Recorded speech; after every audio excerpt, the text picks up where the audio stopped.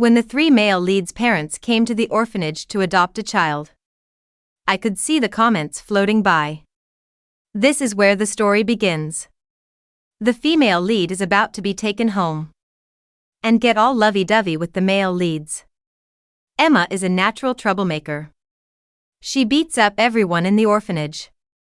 But now she's acting all sweet and innocent. Too bad the adoptive parents just want a good daughter. The male leads later become a top celebrity and Oscar winner and a CEO. Who wouldn't say the female lead is a total winner in life? I used my sleeve to cover my arm, which was covered in scratches from when Emma had attacked me. I timidly stepped forward. "Mom and Dad, can you take me home?" When they saw what I did, the comments went crazy. Where did this side character come from?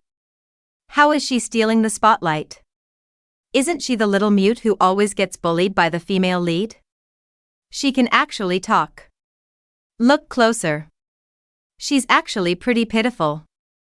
Not only does the female lead steal her food, but she always gets beaten up. There's probably not a single bruised spot on her body. I smoothed down my dry, malnourished hair. I forced myself to smile as I looked at the slightly surprised Wilson couple in front of me. I'm very well behaved. I don't pick up my food and I won't make noise or throw tantrums. I can do lots of chores and give you massages, too. When I finished speaking, the elegant Mrs. Wilson looked heartbroken.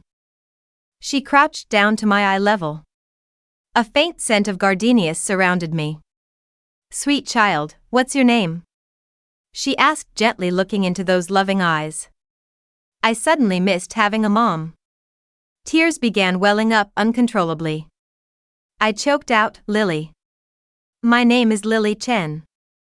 Mrs. Wilson held me and comforted me for a long time. She turned to look at Mr. Wilson. The intimidating Mr. Wilson immediately understood. He told the groveling orphanage director in a deep voice, "We want this girl." "Yes. Yes. We'll go process the paperwork right away." The director nodded and bowed.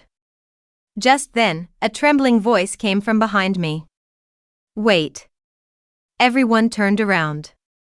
Emma's eyes were filled with shock and anger, but she tried hard to suppress it and forced a sweet smile. "Mr. Wilson, Mrs. Wilson, I'm more capable than her and more obedient, too. Could you adopt me?" Instead, her hands were behind her back, unnaturally twitching. The comments were going wild. Does the female lead even believe what she's saying? She's still holding a dead rabbit in her hands. Capable is true enough. She can handle all three male leads sleeping with one after another. Let's see if the plot can be fixed. How can this cannon fodder side character replace the female lead? Mrs. Wilson frowned slightly. I instinctively grabbed her hand, afraid she might waver.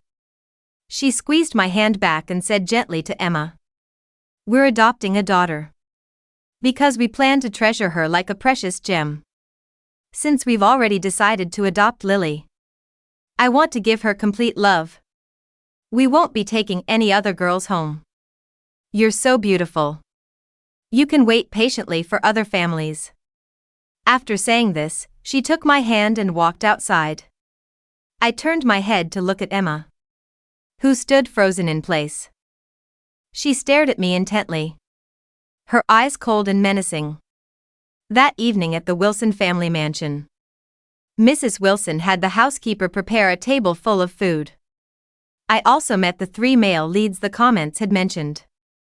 The eldest son, Andrew Wilson, a sophomore in high school with a cool demeanor.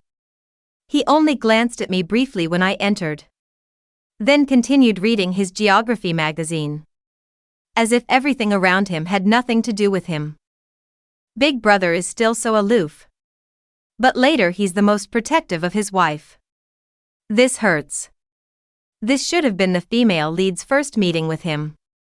The second son, Ethan Wilson, an 8th grader, was a sunny boy with smiling eyes. He smiled and handed me a piece of chocolate.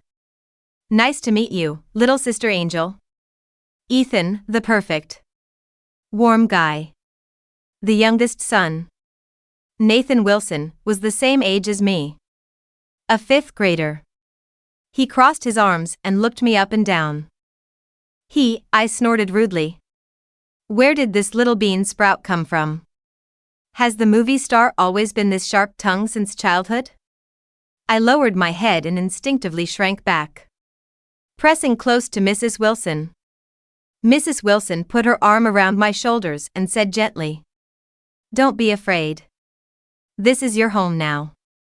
Then she gave the three brothers a stern look. "This is your little sister, Lily. From now on, you need to take good care of her. Do you hear me?" Andrew turned a page in his book and gave an almost inaudible mm. Ethan smiled brightly. "Don't worry, Mom. I've always wanted a little sister." Nathan pouted and said nothing, but his eyes kept glancing my way. At dinner, I looked at the table full of exquisite dishes, feeling somewhat lost. Mrs. Wilson kept serving me food, piling my bowl high like a small mountain. "Eat more, Lily. You're too thin." I ate in small bites, treasuring every grain of rice. Nathan suddenly tapped the edge of my bowl with his chopsticks, making a crisp sound. "Hey, little bean sprout, are you really good at acting pitiful? Otherwise, how did you trick my parents into bringing you home?" The table fell silent instantly. Mr. and Mrs. Wilson both frowned. Ethan kicked him under the table. Andrew also looked up. My heart tightened. The comments appeared at just the right moment, as expected of the third brother. Sharp tongue and sharp eyes. He figured out so quickly that this cannon fodder side character is just pretending. Expose her and bring the female lead back. Don't let the original plot collapse. I bit my lip, my eyes quickly reddening.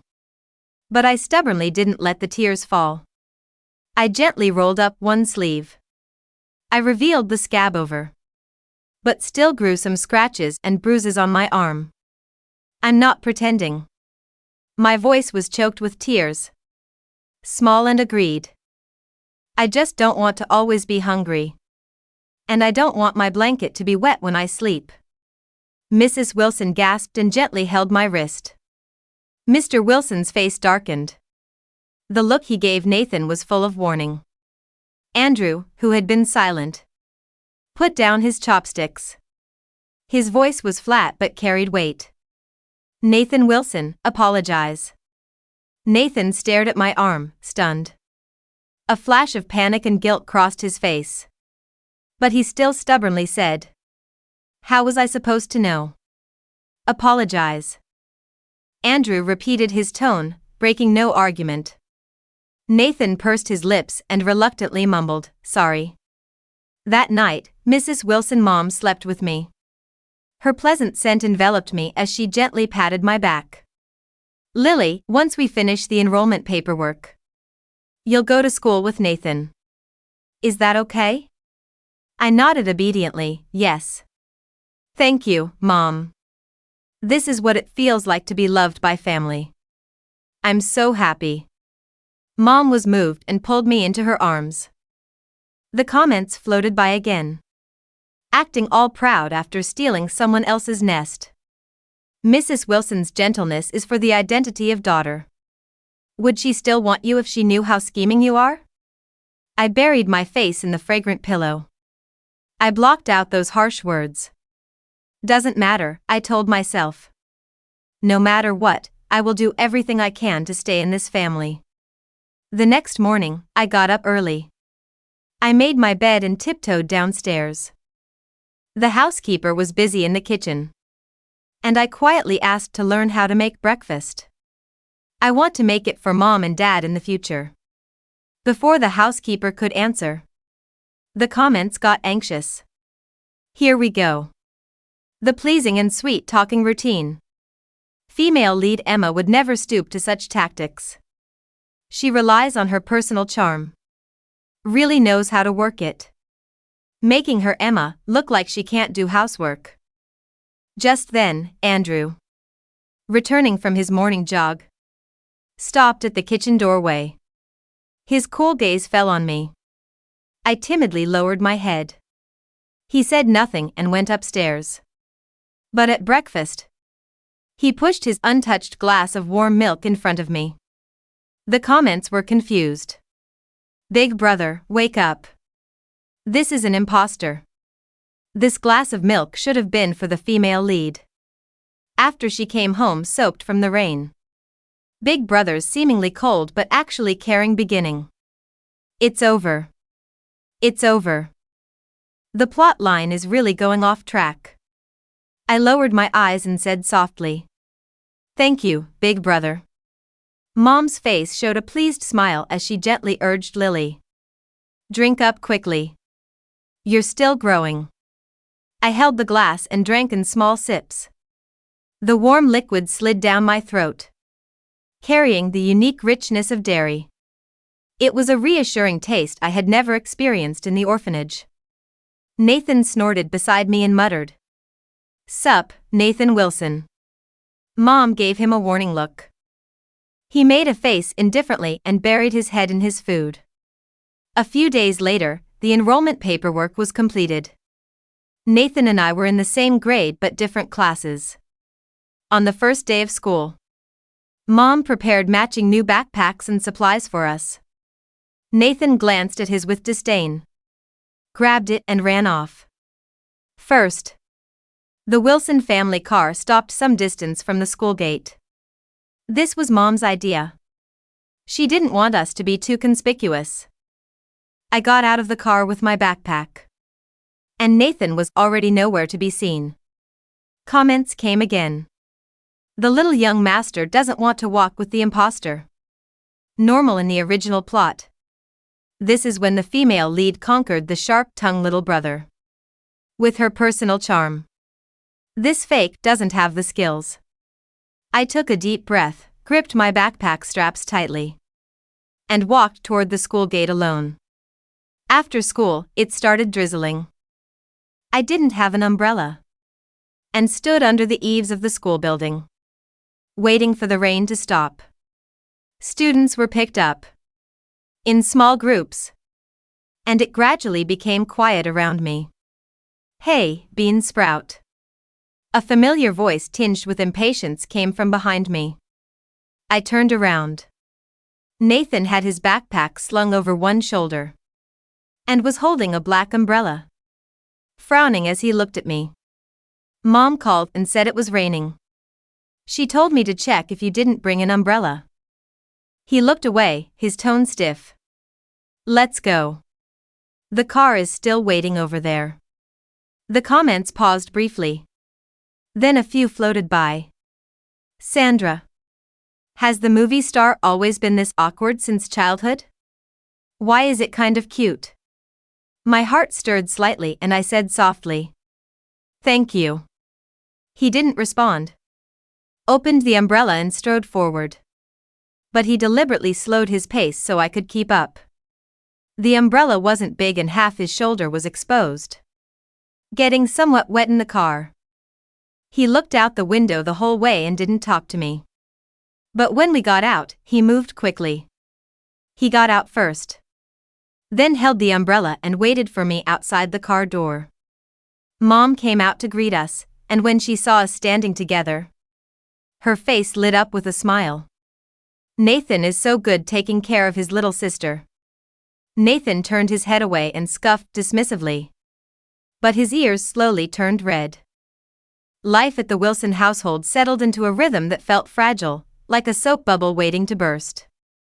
I woke up every morning terrified that I would open my eyes and see the peeling paint of the orphanage ceiling. But instead, I saw the soft cream walls of my room and the sunlight filtering through lace curtains. School, however, was a different battlefield. Nathan made a point of ignoring me in the hallways. He walked with his entourage of fifth-grade boys, laughing loud and acting like the king of the playground. I didn't mind. Silence was a luxury I had never been able to afford before. But the comments, those floating, translucent text boxes that only I could see, never let me forget that I was an intruder. Look at her eating alone. Pathetic. Emma would have been class president by now. Just wait until the talent show. That's when the real female lead shines. I sat in the back of the classroom, focusing on my textbooks. I absorbed knowledge like a sponge. In the orphanage, books were scarce and often torn. Here, they were crisp and smelled of ink. One afternoon, during recess, I was reading under a tree when a shadow fell over my page. Hey, mute girl. I looked up. It was a group of girls from my class. Leading them was a girl with pigtails named Sarah, who had taken an instant dislike to me because I had scored higher than her on the math test. I heard you're adopted, Sarah sneered. My mom says your real parents probably didn't want you because you're weird. The comments flared up. Here comes the bullying arc. Emma would slap her right now. Lily is too weak. She's just going to cry. I closed my book slowly. I didn't cry. I remembered the orphanage. I remembered Emma stealing my bread. I remembered fighting for a blanket. Sarah's words were nothing compared to hunger. My adoptive parents chose me, I said quietly, looking Sarah in the eye. Does your mom tell you she chose you, or was she just stuck with you? Sarah gasps. The girls behind her giggled nervously. Whoa. Savage. Did the mute just roast her? Maybe she's not totally useless. Before Sarah could retort, a soccer ball whizzed past her head, missing her by an inch and slamming into the tree trunk with a thud. We all jumped. Nathan stood 20 feet away, hands in his pockets, looking bored. Oops, he drawled. Bad aim. He walked over, retrieved the ball, and glared at Sarah. You're blocking my view. Move. Sarah turned red and scrambled away with her friends. Nathan looked at me. For a second, I thought he would say something nice. Don't think I did that for you, he muttered. They were just annoying. He turned and walked away, but I saw him check over his shoulder once. That Sundra brother strikes again. Okay, I admit it, their dynamic is kinda cute. But Emma. That night, Andrew came home late from basketball practice. He found me in the kitchen, struggling to reach the top shelf for a glass. Without a word, he reached over my head, grabbed the glass, and placed it on the counter. Thank you, big brother, I whispered. He paused, looking at me with those intense, unreadable eyes. You need to drink more milk, he said flatly. You're too short. Then he walked away. I clutched the glass, a warmth spreading through my chest. They weren't just tolerating me anymore. They were seeing me. Part 3, The Return of the Real Lead. 3 months passed. I gained weight. My hair became shiny. I laughed at the dinner table when Ethan told jokes. Even Nathan started sharing his video games with me, though he claimed he just needed player 2 as cannon fodder. Then, the comments started getting agitated. It's time. The orphanage charity gala. This is where Emma makes her comeback. She's going to expose Lily for the fraud she is. My heart sank. The Wilson family was indeed hosting a charity gala for the orphanage. It was a PR move for Mr. Wilson's company, but also a genuine act of kindness from Mom. I begged Mom to let me stay in my room. Nonsense, she said, adjusting the silk bow on my new dress. You are our daughter, Lily. You belong by our side. We arrived at the venue, a glittering hotel ballroom. I saw the orphanage director fawning over guests. And then, I saw her. Emma. She was wearing a faded dress, looking frail and pitiful.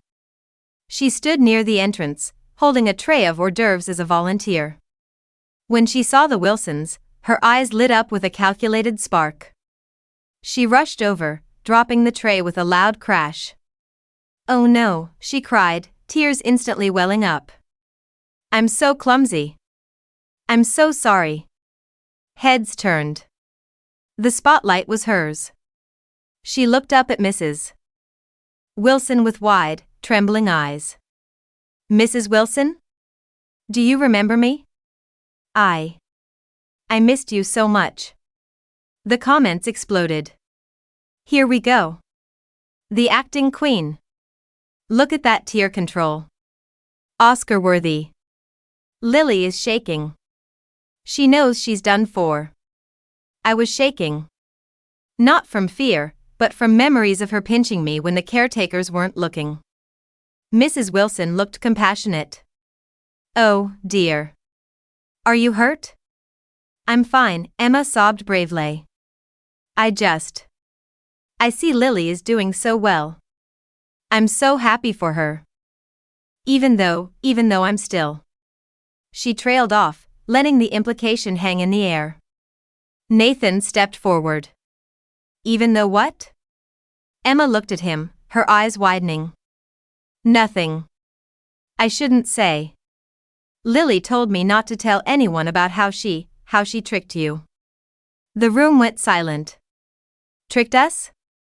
Mr. Wilson's voice was low and dangerous. She threatened me, Emma whispered, loud enough for everyone to hear. Back at the orphanage. She said if I tried to get adopted, she would hurt me. Look. She pulled up her sleeve. There were fresh bruises on her arm. She did this before she left. She said she's the only one who deserves a rich family. The comments were cheering. Yes. Expose the villainess. Finally, justice for Emma. I stood frozen. The blood drained from my face. It was a lie. A blatant, horrific lie. But she was so convincing. Mrs. Wilson looked at me, confusion in her eyes. Lily? I whispered. I didn't do it. She's lying. Emma cried. She's always been a bully. She just acts sweet in front of adults. Mr. Wilson frowned. The orphanage director stepped in, sensing the mood. Well, Lily was known to be a bit aggressive. He lied to cover his own negligence. I felt the walls closing in. The dream was ending. I was going back to the cold, dark room. Then, a laugh cut through the tension. It was Ethan. He walked over to Emma, examining her arm with a smile that didn't reach his eyes. That's a nasty bruise, he said pleasantly. Looks about 2 days old. Yellowing at the edges. Emma blinked. Yes, it hurts. Strange, Ethan continued. Because Lily has been with us every single day for the past 3 months. She hasn't been back to the orphanage once. We have security cameras at the gate, GPS on the car, and she doesn't have a phone. So, unless she learned how to teleport. He looked at Emma, his smile turning predatory. How exactly did she bruise you 2 days ago? Emma paled. Maybe I remembered wrong. Maybe it was before. And another thing, Andrew interrupted. He stepped out from behind his father, holding his phone. I just checked the orphanage logs. You were in solitary confinement for fighting with another girl 2 days before the adoption. Lily was in the infirmary getting treated for malnutrition. The records are digital. Want me to project them on the screen? The comments screeched to a halt. Wait, what? Logic? In a melodrama? The brothers are defending her? Nathan snorted. Also, you dropped that tray on purpose. I saw you looking at the reflection in the window to time it right. You're a terrible actress. Emma looked around, panic setting in. Her narrative was crumbling. I just wanted a home too, she wailed, dropping the act. It's not fair. Why does she get everything? Mrs. Wilson's face hardened. She stepped in front of me, shielding me from Emma. Because, Mom said coldly, Lily is honest. And you, young lady, are not. Mr. Wilson signaled to security. Please escort this guest out. As Emma was dragged away, screaming and kicking, I looked up at the three brothers. They stood around me like a fortress. Ethan winked. Told you I always wanted a sister. Didn't say I wanted a liar. Andrew patted my head awkwardly. Let's go eat. You're too skinny. Nathan crossed his arms. Don't think this means I like you. I just hate her more. I buried my face in Mom's dress and cried. But this time, they were tears of relief. Part 4, Growing Pains. Years flew by. The comments became less frequent, appearing only during major life events, like distant stars blinking in and out. By the time I was 16, I had almost forgotten about the plot. I was top of my class. I played the violin. I was happy. But adolescence brings its own storms. Andrew was in college now, studying business to take over Dad's company. He was distant again, buried in work. Ethan was being scouted by talent agencies. His smile was becoming famous. And Nathan. Nathan was trouble. He was 18, rebellious, and breathtakingly handsome. He got into fights. He raced cars. He was the bad boy lead the comments had promised. One night, he came home with a split lip and a bruised knuckle. Mom and Dad were away on a business trip. I found him in the bathroom, trying to clean the wound. Let me help, I said, taking the cotton swab from him. He hissed as I dabbed the alcohol. I don't need your help, bean sprout. You're not a bean sprout anymore, I murmured, looking at his sharp jawline. Why do you fight, Nathan? He looked at me in the mirror. His eyes were dark, swirling with emotions I couldn't read. Because I'm bored, he lied. Suddenly, a comment floated by, bright red and urgent. Warning. Critical plot point. The female lead returns. Emma transfers to their high school tomorrow. I dropped the cotton swab. What's wrong? Nathan asked. Nothing, I stammered. Just, be careful tomorrow. The next day, Emma walked into our classroom. She had changed. She was beautiful now, sharp, glamorous, dangerous. She wore the school uniform like it was a runway outfit. Hello, everyone, she said, her voice like honey. I'm Emma. I hope we can be friends. Her eyes locked onto mine. She smiled. It was a declaration of war. The comments were buzzing with excitement. She's back. The revenge arc begins. She's going to seduce Nathan first. Lily doesn't stand a chance against the glow-up queen. Emma didn't waste time. She joined the cheerleading squad. She accidentally bumped into Nathan in the hallway. She brought homemade cookies for Ethan when he visited the school. She was subtle this time. She didn't bully me. She ignored me. She focused entirely on the brothers. And it seemed to be working. Nathan started hanging out with her. I saw them laughing by his locker. I saw her riding in his passenger seat. My heart ached in a way I hadn't expected. I wasn't just afraid of losing my home anymore. I was afraid of losing him. One rainy afternoon, I found Nathan in the library. You're spending a lot of time with Emma, I said, trying to keep my voice steady.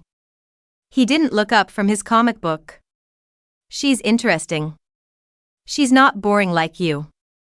The words cut deep. She's dangerous, Nathan. You know what she's like. He slammed the book shut. People change, Lily. Maybe you're the one holding on to the past. You're so obsessed with being the good daughter that you don't know how to live. I recoiled as if he had slapped me. I'm obsessed because I'm grateful. I cried. Because I love this family. Yeah, well, maybe I don't want a grateful sister, he snapped. Maybe I want someone who's real. He stormed out. I stood there, shaking. Ouch. Rejection arc. Emma is winning. Nathan is falling for the bad girl. Lily is just the boring side character after all. I wiped my tears. No. I wasn't going to let this happen. I wasn't going to let her destroy my family again. Part 5, The Showdown. The climax came at the winter formal. Emma had nominated herself for prom queen. She had practically guaranteed Nathan would be her king. I wore a simple white dress. I didn't care about titles. I just wanted to keep an eye on things. The party was in full swing when the music stopped. The principal took the stage. And now, for a special announcement from our student council vice president, Emma. Emma took the microphone. She looked stunning in red. "Thank you," she purred. "Tonight is about love and truth. And I want to share a truth with you all." She pulled out a remote and pointed it at the projector screen behind her. "I found some interesting documents," she said, her voice feigning sadness. "About the Wilson family adoption." My heart stopped. The screen flickered to life. It showed nothing. Just static. Emma frowned. She clicked the remote again. Nothing. "Technical difficulties," a cool voice asked. Andrew walked onto the stage. He was wearing a tuxedo, looking every bit the CEO he was becoming. "Looking for this?" He held up a flash drive. Emma paled. "Give that back. That's my presentation."